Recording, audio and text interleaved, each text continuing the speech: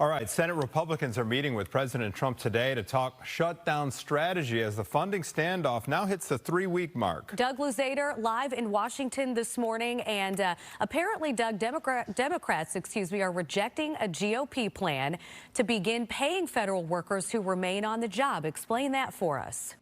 Good morning. Well, both sides are warning of disaster right now, but one off-ramp after another is failing here on Capitol Hill.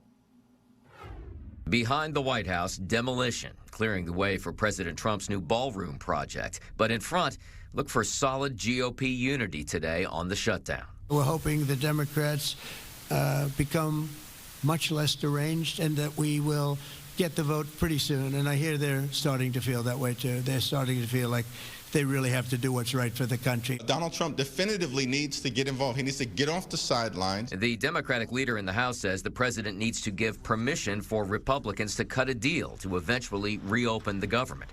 Republicans say they have offered them, including the latest option, which would pay federal workers who are still on the job despite missing paychecks. And the Senate Majority Leader says he will talk about what Democrats want, more subsidies for Obamacare, if the government reopens. I'm happy to have the conversation about the unaffordability of Obamacare and what we might be able to do to fix that.